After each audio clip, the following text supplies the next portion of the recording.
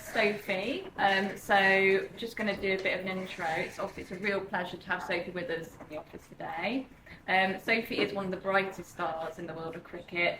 Born in Chester, Sophie's journey from playing backyard cricket with her dad to becoming the world's #1 ranked 2020 international bowler is nothing short of inspiring.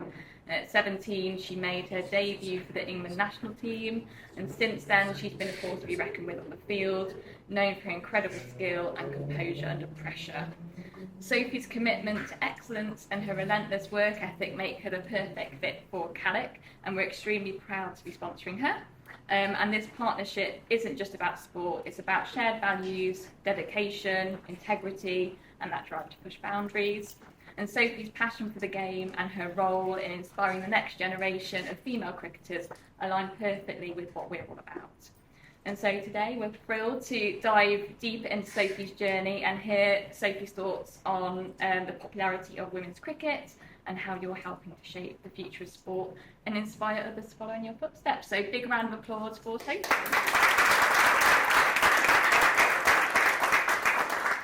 So Sophie, we've been chatting and you were talking a little bit about how you kind of started off in cricket. I think your dad and your brother played a really big influence on kind of how you got into that. Do you want to tell us a bit about that, kind of how you got started? Yeah, so my dad and my brother taught me how to play football and cricket when I was young. It was like World War III in the back garden, to be honest, when me and my brother played.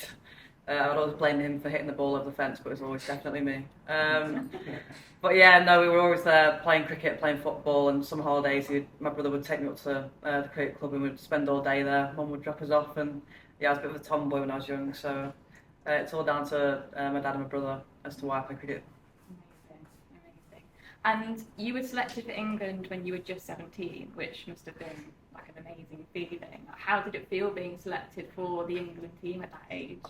Yeah, so I was actually 14, 15 playing for Cheshire. So at that point, that was a second-class county. So I didn't really get picked up till late. So I was playing cricket with my mates, just enjoying myself, getting out of school. It was buzzing to get out of school and play cricket. But then within 3 years, I was playing cricket for England, and it was kind of a life change, to be honest. It was quite hard work at the start. I think someone told me to go to the gym 3 times a week and run 3 times a week, and I was there like, I'm not doing that. Yeah, no, my life changed quite drastically, but all for the better, and I wouldn't have it any other way now. And you had your debut match against Pakistan, is that right? Yeah. How did it feel? Kind of, how did you feel getting ready for that match and the run up to it? Were you really nervous, or were you feeling confident? You know, you knew your stuff and you were going to go out there and just kind of show how you feeling? I was actually really nervous. I didn't eat all day. It was like a 2:30 start. I remember the coach telling me the day before that I was going to be playing the next day, and I rang mum and dad to say I'm playing tomorrow. So they were like, right, we'll get it off work. We'll come down tomorrow. It was in Bristol, so it was quite a far drive for them. But yeah, my whole family was there, and I took my first wicket for England, which was amazing. And yeah, it was one of the best days of my life, really. That's incredible, and really special to have your family there. Yeah, definitely. It's so nice to have them with you. And you mentioned kind of, as you were getting into your England career, sort of, I guess that step up in demand, and you're talking about the physical aspects and the needing to kind of do the crazy training, the running, etc. And I'm sure that, you know, as you were going through the ranks, you mentioned playing, you know, your teen years as well, balancing, you know, what you were doing with your schooling versus your desire to progress your career in cricket. There must have been a real balancing act to do there. Like, how did you handle that? Was that a struggle for you as you were growing up? Was it a challenging time for you? So I didn't handle it very well. I just wanted to play cricket. I hate school. So I wanted to play cricket and get out of school and go and... I think my attendance at sixth form was like 35% over 2 years. I always blamed cricket, but sometimes I wasn't there for just cricket. But yeah, when I was 16, I was doing I think it was my A-levels, and the World Cup selection was coming up for the 2017 World Cup, and I was like, I want to play in the World Cup, and I think my mum and dad made the decision with the head coach that I wasn't going to be up for selection, and I was going to finish school off, and I was absolutely fuming. I didn't speak to mum and dad for about 3 weeks, I don't think. Have you forgiven them now? Yeah, just about. No, but I didn't play in the World Cup, and they won that World Cup as well, so I was fuming. But yeah, no, I'm glad I finished school off, and then when I left school, I was one of the first people to be able to finish school and go into a professional job. So got a professional contract as soon as I left school, and yeah, I've not looked back since, to be honest. And you were telling me a bit about sort of what your life looks like for the next 3 months. It sounds crazy in terms of the travel and the demands that that's going to place on you. I mean, it's a really full-on time for you, isn't it, being professional, and the amount of travel you were talking to me about. You're going to South Africa, Dubai, Australia, etc. over the next 3 months. Huge amount of travel for you. Yeah, so when I first started, I think I went to Sri Lanka when I was 15, and I'd done no research, and I was just like, it's just going to be like England. I was like, I'm just going to go away for 3 weeks with my mates, have a great time. I turned up and I was like, I want to go home. So I missed home a lot. Up until like 3 years ago, it took a lot of getting used to that. I'm always away now. I'm never really at home, but yeah, I'm going away for the next 6 months and home for a week and a half at Christmas. So I leave next Thursday. And I'm really looking forward to it. But about 3 or 4 years ago, I'd probably dreaded that and probably not done it. So yeah, it's changed. Yeah, my life's changed quite a lot. And we were talking about the fact that we have at Kallik, we've got a really big team in India, and they're a lot of them are online at the minute watching us, which is nice. And I think you've had some really positive experiences of India. I think you were talking about your time in Bangalore, which you really enjoyed. Any kind of highlights for you in terms of your time you spent in India so far? No, I just absolutely love going to India. I think I've been there about, I don't know, 6 or 7 times now. It's always great to go to India. They just love cricket, and there's such nice people out there, and everyone's amazing, and just love coming to watch the cricket. And the atmosphere at the cricket games is unreal. I don't think I've experienced anything like it. So back there in April for the WPL, so it's always exciting to go. So our team in Bangalore, I have to look out for you. Come and see one of your matches. And so there's been a real rise in, I think women's sport generally is becoming more kind of front and centre, and you look at what's going on with the football, the Lionesses, and now women's cricket as well is becoming more broadcasted and covered in the media. So how important do you think that visibility is for the growth of women's sport? Yeah, I think it's incredible how much it's changed. I feel like when I made my debut, there was about 2,000, 3,000 people at Bristol watching the game, and looking back to last year at the Ashes, we had a sold-out Ashes series against Australia. We had sold out Lords, sold out the Oval, and it was such an exciting summer for just seeing young kids in the crowd was amazing. So the growth is unbelievable. The Lionesses have done it, and hopefully we can follow that too and progress cricket. Absolutely. And have you got any experiences where you've seen that direct impact of that increased exposure on the sport in terms of maybe some of the grassroots stuff that's happening, people coming up, that you kind of youngsters that you're seeing? Has there kind of been a step change in that? Yeah, so when I first played for my cricket club at home called Alvanley, I was the only girl there, literally the only girl, played for all the boys' teams, literally only one. And now there's under 7s team, under 9s team, under 15s girls team. There's a women's team now, which a lot of the wags playing. All the first team girlfriends all play cricket now as well. So it's obviously amazing to see that, and going up on a Sunday and watching the women's team play and watching all the girls play in the boys' teams. And yeah, looking back, it was only me about 10 years ago. Is obviously mega, and it's great to see. Yeah, that's awesome. And you're obviously a role model for those girls. Seeing what you've achieved, and as somebody that's playing at a national level, how important do you feel it is for those girls to have a role model, to be able to see somebody having cricket as a viable career option?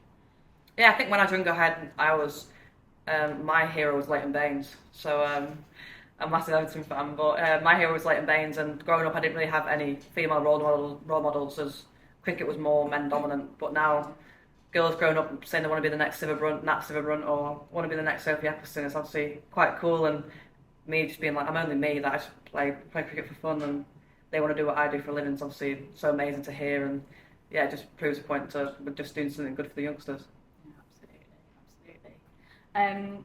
And is there anybody that you would kind of pinpoint, or maybe a couple of people within your career that you think have really helped you to sort of get to where you are? Obviously, you've had to make a huge amount of sacrifice personally and the effort that you've put in, but we know that role models and mentors are really important in any career. So are there particular people that stand out to you during your time so far? So my role model isn't anyone's sport, it's actually my dad. Without him, I wouldn't have been able to play cricket. He travelled so much. Like, he'd work in Manchester, he'd drive back to Chester to pick me up, and then drive back to Manchester for training, and just sit there for 3 hours whilst I trained and watched. So he travelled around the country with me and taught me to all my sports. So I'm very lucky that I had my dad involved, and yeah, he took me everywhere. And my brother as well, he taught me how to play. So my role model's not a sporting hero, but yeah, it's my dad.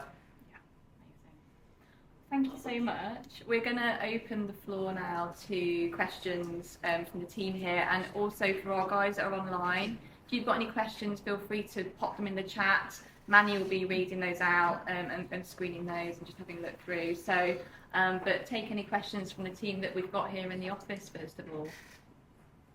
Hands up. Ed, do you want to go first? What's been your most memorable moment in international cricket so far? I think I'd say my Test debut in Australia. So I made my Test debut in the Ashes when I was 17, just after I made my actual debut, and Mum and Dad were on the pitch for my cap presentation, and Mum was crying. It was a bit embarrassing. But yeah, no, she was crying, and I was like, Mum, can you stop crying? But yeah, no, it was a memorable moment and something that I'll remember forever. I think, Ajit, you had a question. Yeah.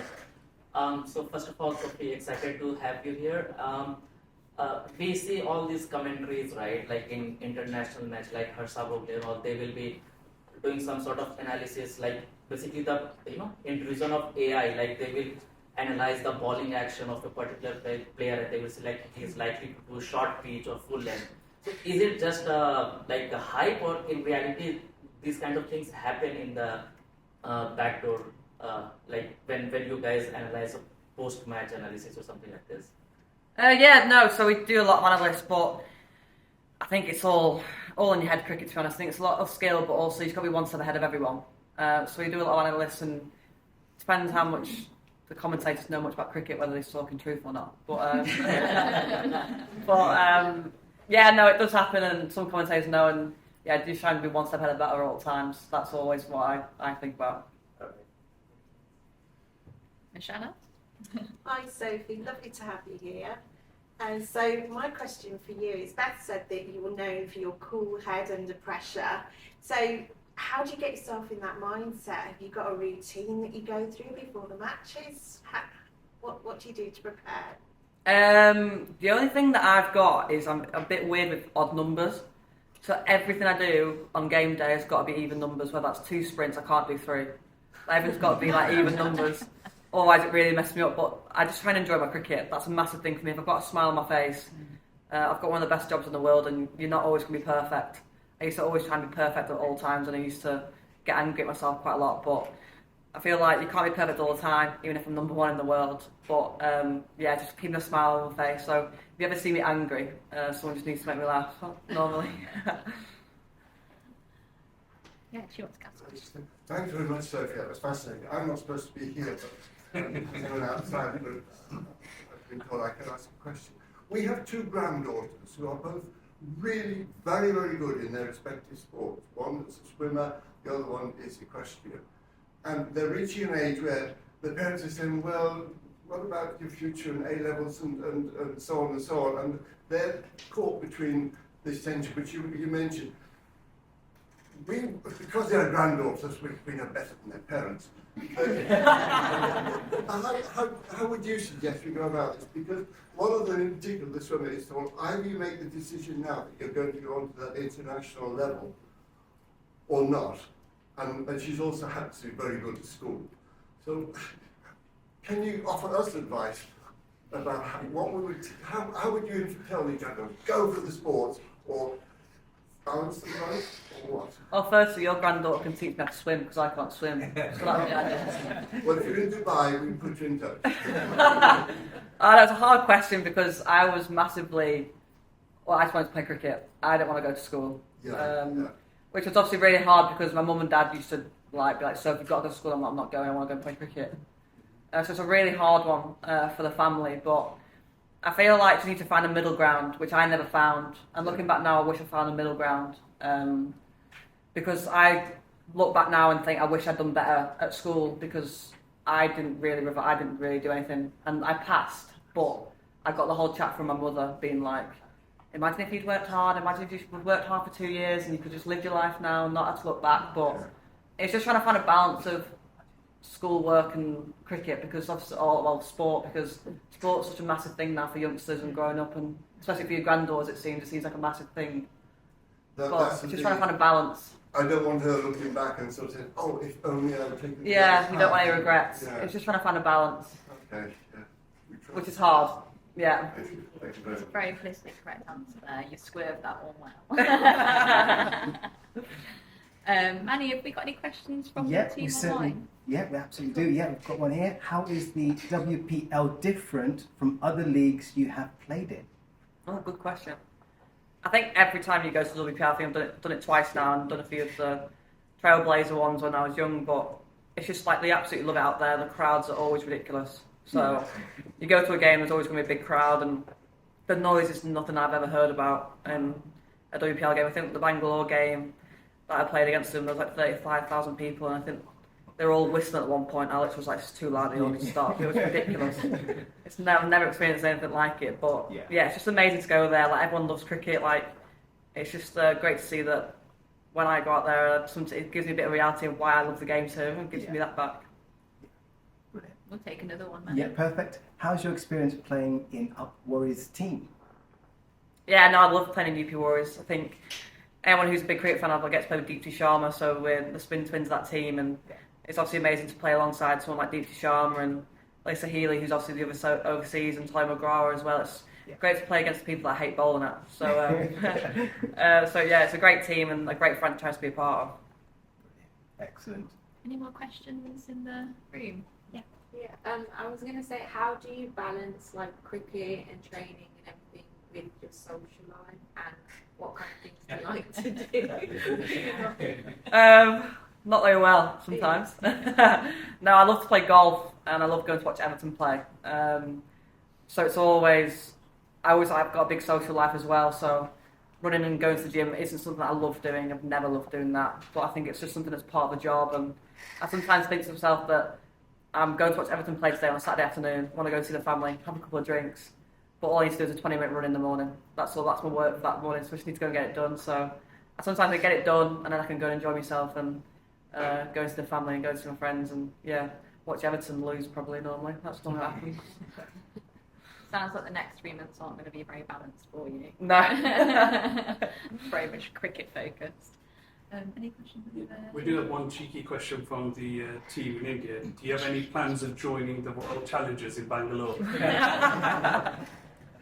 That's sewn up to me. But yeah, no, they're a great franchise, and when we played against them last year, it was mega. And obviously, Smitty's an amazing player as well. So yeah, I'd love to play in the same team as Smitty one day, but yeah, we'll have to see about that one. We'll put maybe. Maybe. Yeah, Vicky. Hi Sophie. My son and my husband both play cricket in the Birmingham League, and I'd just like to know, for them really, how do you maintain your composure under pressure? I've watched cricket for a long time. I've watched my son play, watched my husband play. I've seen a fair few bats and a fair few helmets thrown. I'd just like to know how you manage yours. I was also a bat thrower, so I can't lie. Been known to breaking a few bats when I've got out.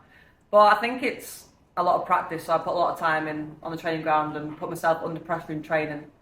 So then when it comes to a game, I know what I'm doing, or I've already been in that situation. So normally I'm the person that I want to be in that situation where the pressure's all on me. I'd rather be me than anyone else in the team. So yeah, normally just if I'm trying to do that death bowling in training, I'll try and nail them and put myself under a lot of pressure against batters. So when I go into a game, I've already done that and been in that situation. Any more questions? Yeah, one Yeah, more I got one here. Yeah. Who's your favourite bowler in WPL? Oh, who's my favourite bowler? Sophie Ecclestone. Who's my favourite bowler? That's a good one. I reckon I'd probably say Deepti, to be honest. I mean, she's part of my team. She's obviously amazing at what she does. She's coming up in the ranks, and we've grown up now, like playing against each other since we were young. And yeah, to be in the same team is obviously really nice to get to pick her brains about how she does things. And yeah, so I'd say Deepti.